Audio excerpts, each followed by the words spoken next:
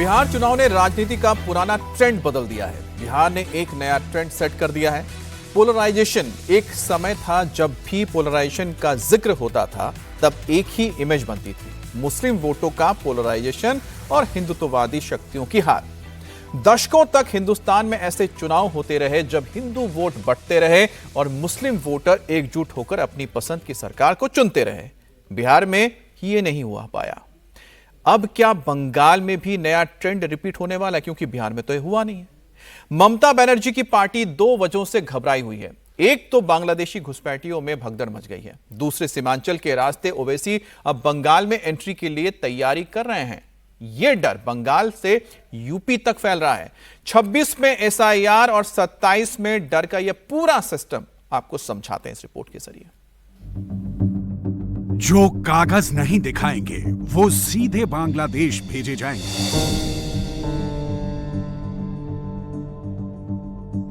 जो खुद से बॉर्डर पे नहीं आएंगे वो धक्के मार कर निकाले जाएंगे।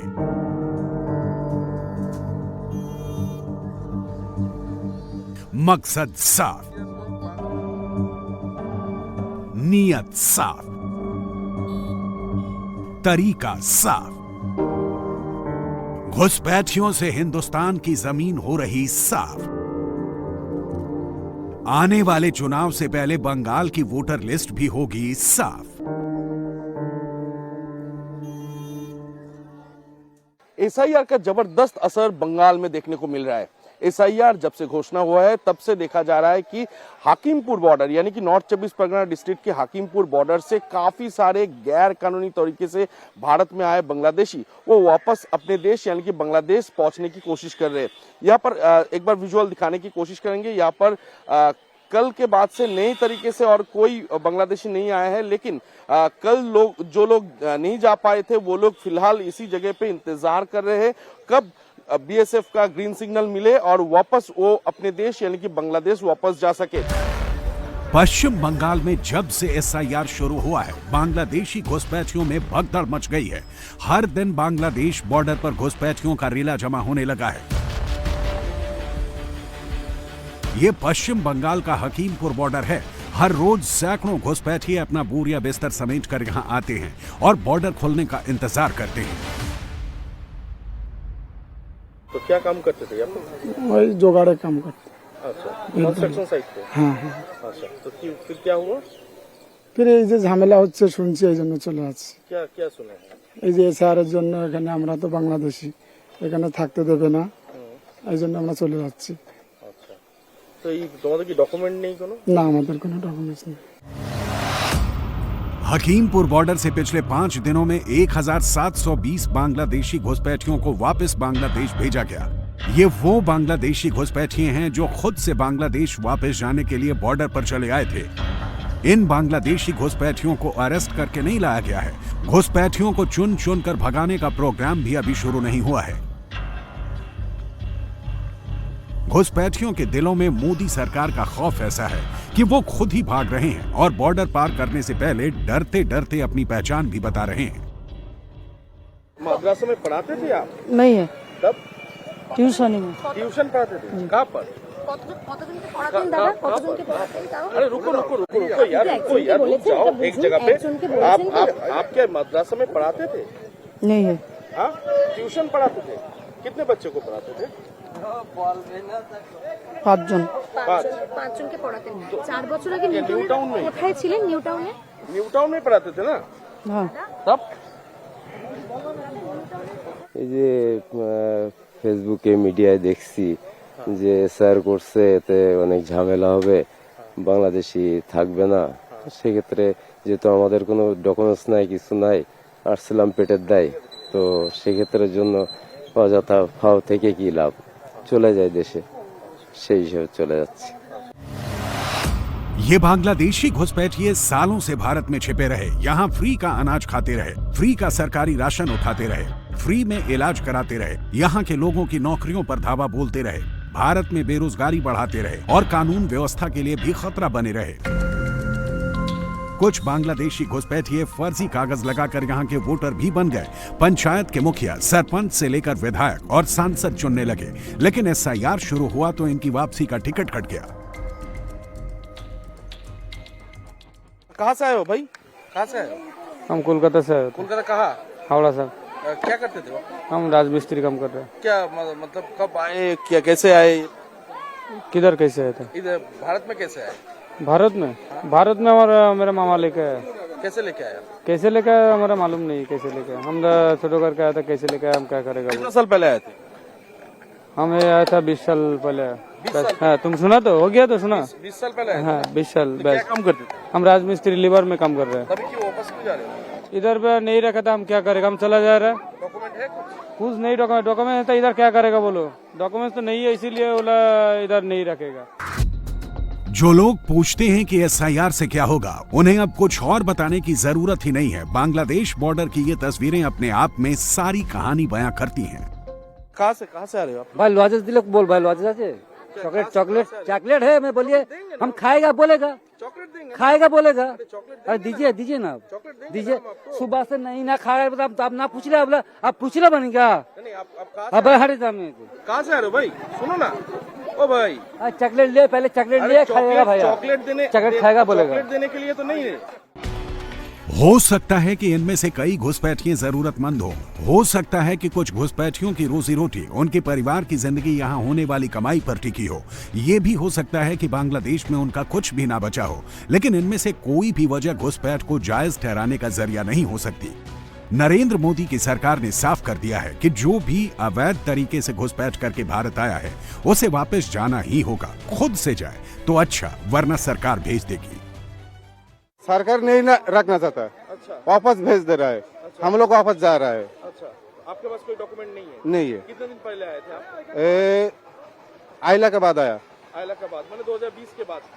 नहीं 2008 की 2008-9 साल में। अच्छा, फिर क्या कहाँ पर रहते थे आप लोग? न्यू टाउन में। क्या काम करते थे?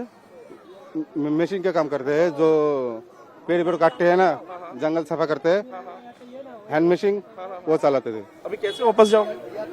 वो बॉर्डर तो खुल दिया है। अच्छा, जाने की परमिशन मिल गया। अच्छा, इसलिए जा रहा हूँ। पेपर वगैरह है बांग्लादेश? हाँ, उधर का पेपर है बांग्लादेश का। भारत का कुछ नहीं है? नहीं। बांग्लादेश बॉर्डर के गेट खोलने का भी एक प्रोटोकॉल है। बांग्लादेशी घुसपैठिए बॉर्डर चेकपोस्ट पहुंचकर अपना नाम और बांग्लादेश का एड्रेस बताते हैं। बॉर्डर चेकपोस्ट पर उनका बायोमेट्रिक लिया जाता है। हिंदुस्तान में उनकी क्रिमिनल हिस्ट्री चेक की जाती है। बीएसएफ के ऑफिसर बांग्लादेश बॉर्डर गार्ड से इंफॉर्मेशन शेयर करते हैं। बांग्लादेश बॉर्डर गार्ड्स भी बायोमेट्रिक और एड्रेस चेक करते हैं। जिनकी कोई क्राइम हिस्ट्री नहीं मिलती, उनको बांग्लादेश जाने की इजाजत मिल जाती है। पश्चिम बंगाल में 5 महीने बाद ही इलेक्शन है। चुनाव आयोग ने 9 राज्यों और 3 केंद्र शासित प्रदेशों में एसआईआर शुरू किया है। पश्चिम बंगाल में भी एसआईआर चल रहा है। वोटर लिस्ट की सफाई में ममता बनर्जी को अपने लिए खतरा दिख रहा है। वो चुनाव आयोग को चिट्ठी लिखकर एसआईआर बंद करने की मांग कर चुकी हैं। दबाव बनाने के लिए ममता बनर्जी कोलकाता में पदयात्रा निकाल चुकी हैं, लेकिन मोदी सरकार पर दीदी का दबाव बन नहीं पा रहा। ममता बनर्जी ने एक और काम किया है। बांग्लादेश बॉर्डर के हर चेक पोस्ट पर तृणमूल का आदमी फिट कर दिया है। बांग्लादेश भाग रहे एक घुसपैठियों की लिस्ट तृणमूल के लोग भी तैयार कर रहे हैं। तृणमूल की तरफ से बॉर्डर पर घुसपैठियों के खाने पीने का भी इंतजाम किया जा रहा है।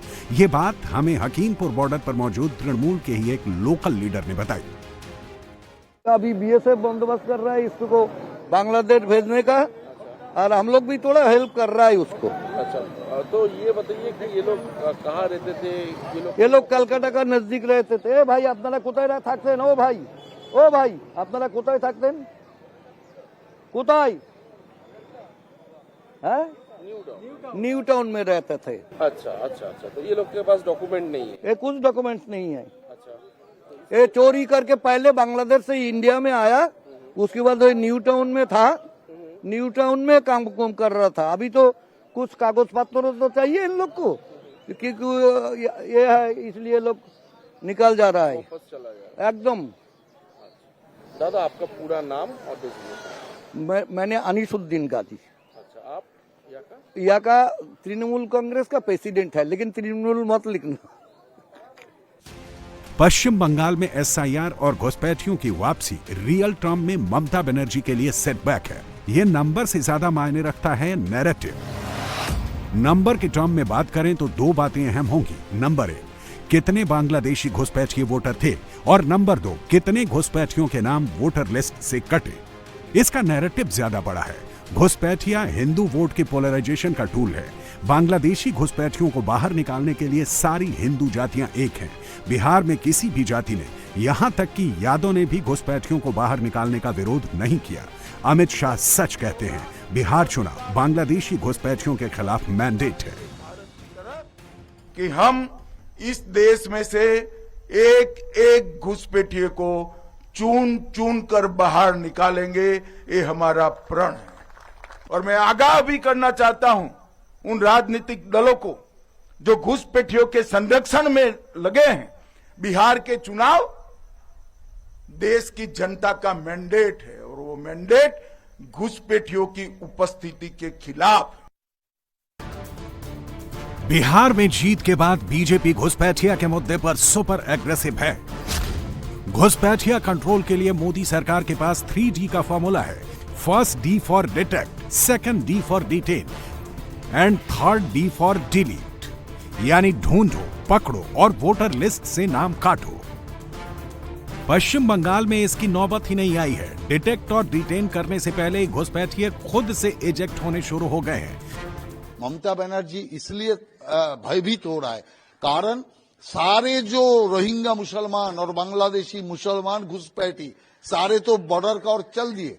वो सब भारत में रहना नहीं चाहते, बंगाल में रहना नहीं चाहते, कारण SIR हो जाएगा, पकड़ा जाएंगे, इसलिए सारे भाग रहा है। और वही तो ममता बनर्जी का कोर वोटर है। तो कोर वोटर ही बांग्लादेश में चले जाएंगे तो ममता बनर्जी के लिए बचेगा क्या? और इसीलिए उन्होंने SIR को रोकने का आखिरी प्रयास उन्होंने कर रहे हैं। बीजेपी ने अपनी बात बिहार के वोटर को समझा दी। अब बंगाल की बारी है। दूसरी तरफ ममता बनर्जी की पार्टी SIR के विरोध को जायज ठहराने के लिए एड़ी चोटी का जोर लगा रही है। 2001 का इलेक्शन के बाद जब SIR हुआ था तो 2 बरस टाइम लगा था। अभी क्या है, सामने इलेक्शन है, उसके लिए ये पॉलिटिकली मोटिवेटेड वे से इलेक्शन कमीशन को इन्फ्लुएंस करके ये वो लोग कर रहे हैं। तो इससे बहुत बड़ा प्रॉब्लम तैयार हो गया है। जेन्युइन वोटर्स पैनिक में सुसाइड कर रहे हैं। BLOs they are under tremendous pressure. Panic वो छड़ा रहा है, भाजपा निकाल देंगे, काट देंगे, नाम बात देंगे। ममता बनर्जी SIR का विरोध पहले भी कर रही थी। बिहार चुनाव के बाद ममता का विरोध ज्यादा तीखा हो गया है। बिहार में सभी हिंदू जातियों ने मिलकर NDA को जिताया और मुस्लिम वोट का डिवीजन हो गया। बिहार में भी SIR और घुसपैठिया का बहुत बड़ा रोल रहा। बिहार में मुस्लिम वोट 3 हिस्सों में बटे। एक हिस्सा तेजस्वी को मिला, दूसरा हिस्सा राहुल गांधी को मिला और तीसरा हिस्सा असदुद्दीन ओवैसी को मिला। बिहार चुनाव में ओवैसी की पार्टी AIMIM को कुल 9,30,504 वोट मिले। AIMIM जिन 5 सीटों पर जीती उसे औसत रूप से 89,302 वोट मिले। ओवैसी की पार्टी की जीत का मार्जिन औसत रूप से हर सीट पर 29,345 वोट का रहा। जो लोग कहते हैं कि बिहार चुनाव में EVM का खेला हुआ है, उनके पास इस बात का कोई जवाब नहीं है कि ओवैसी को इतनी बड़ी जीत कैसे मिल गई। दरअसल NDA को जीत तो पोलराइजेशन से ही मिली है। अंतर यह है कि पहले मुस्लिम वोटों का पोलराइजेशन होता था। 2025 में बिहार चुनाव में हिंदू वोट का पोलराइजेशन हो गया। आपने एक पैगाम दिया, आपने अपने इत्तेहाद से और यहाँ पर मुर्शिद आलम साहब को कामयाब करके आपने मुल्क के उन गरीब मुसलमानों को एक पैगाम दिया कि तुम भी उठ खड़े हो सकते हो अपने इत्तेहाद और अपने वोट की ताकत पर। तुमको किसी गैरों के बैसाखी की जरूरत नहीं है। अल्लाह ने तुमको जो ताकत दी, अल्लाह ने जो हमको एतमाद दिया, अगर हम अल्लाह की जात पर तवक्कल करके खड़े हो जाएंगे तो इंशाअल्लाह ताला नुसरत अल्लाह ही की तरफ से आने वाली है। आपने वो पैगाम पूरे मुल्क के कोने कोने में पहुंचा दिया। जालिम लोग जो मुल्क के मुख्तलिफ रियासत में है, वो उनकी नींद को आपने हराम कर दिया। अब वो परेशान है कि सीमांचल की आवाम ने जो इनकलाब बर्पा किया, इंशाअल्लाह ताला ये इनकलाब उत्तर प्रदेश भी जाएगा और वहां पर भी उन गरीब आवाम को इंसाफ दिलाएगा। ओवैसी ने बिहार के बाद यूपी चुनाव में उतरने का ऐलान किया है। बंगाल का नाम ओवैसी ने जानबूझकर नहीं लिया, लेकिन इलेक्शन कैलेंडर में यूपी से पहले बंगाल आता है। ओवैसी 2021 का चुनाव लड़ने पश्चिम बंगाल गए थे, तब उनको सफलता नहीं मिली थी। 2026 में ओवैसी डबल जोश के साथ पश्चिम बंगाल जाएंगे। ओवैसी मुसलमानों की आवाज जरा ज्यादा जोर से उठाते हैं। बिहार के मुसलमान ये समझ गए हैं, अगर बंगाल में मुसलमान भी ओवैसी की जोशीली बातों में आने लगे तो वो ममता को हराने और बीजेपी के लिए जीत का रास्ता तैयार करने में अहम कड़ी साबित हो सकते हैं। ममता बनर्जी को दरअसल इसी पोलराइजेशन से डर लग रहा है। पश्चिम बंगाल में ममता का वोटर ग्रुप मुसलमान भी है, महिला भी है, यूथ भी है और कोलकाता के पास रहने वाला अपर कास्ट भद्रलोक भी। 2021 के विधानसभा चुनाव में 48% वोट शेयर हासिल किया था। 2024 के लोकसभा चुनाव में भी ममता ने 46% वोट हासिल किए थे। इतने वोट शेयर हासिल करने वाली नेता को हराना बहुत मुश्किल है। ममता बनर्जी की दिक्कत यह है कि घुसपैठिए के मुद्दे पर मुसलमान को छोड़कर कोई भी उनके साथ नहीं है। बंगाल में 27 से 30% तक मुस्लिम वोटर हैं। अगर ओवैसी ने मुस्लिम का 1/3 हिस्सा काट लिया तो ममता बनर्जी का वोट शेयर 48% से घटकर 39% हो जाएगा। अगर ओवैसी ने मुस्लिम वोट का 1/4 हिस्सा भी काटा तो ममता बनर्जी का वोट शेयर 41% रह जाएगा।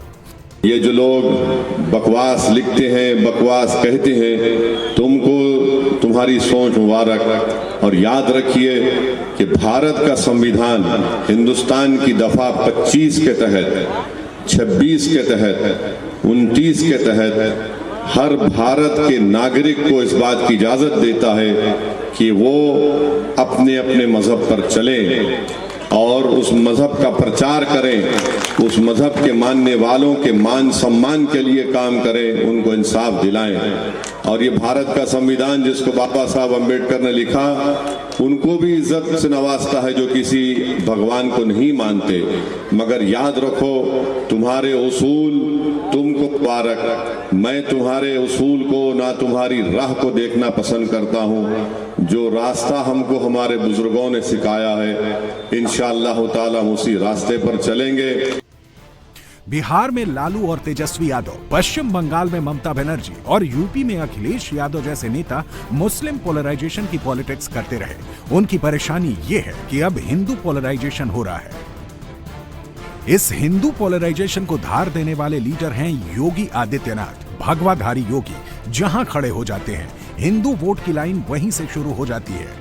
ये हरियाणा में हो चुका है, महाराष्ट्र में हो चुका है, दिल्ली में हो चुका है और अभी अभी बिहार में हुआ है। यहाँ की टीम के सामने 2025 के महाकुंभ का अनुभव है, जिसने पूरे देश और दुनिया के अंदर अपनी एक अमिट छाप छोड़ी थी और भारत की सनातन धर्म की परंपरा के प्रति लोगों के मन में एक नया उत्साह भरा था। इस बार माघ मेले की तैयारी के लिए भी उस प्रकार की व्यवस्था हम लोग देने का प्रयास कर रहे हैं। इस बार यह लगभग 15 दिन पहले आ रहा है। 3 जनवरी को पौष पूर्णिमा है, 15 जनवरी को मकर संक्रांति, 18 जनवरी को मौनी अमावस्या, 23 जनवरी को बसंत पंचमी, 1 फरवरी को माघी पूर्णिमा और 15 फरवरी को महाशिवरात्रि। ये 6 स्नान होंगे, जिनमें कल्पवासियों की संख्या पौष पूर्णिमा 3 जनवरी से लेकर के 1 फरवरी तक उनकी बड़ी संख्या रहेगी। और कमोवेश यहाँ देखने को मिलता है कि 20 लाख से लेकर के 25 लाख कल्पवासी इस पूरे मेले में 1 माह का यहाँ प्रवास करते हैं।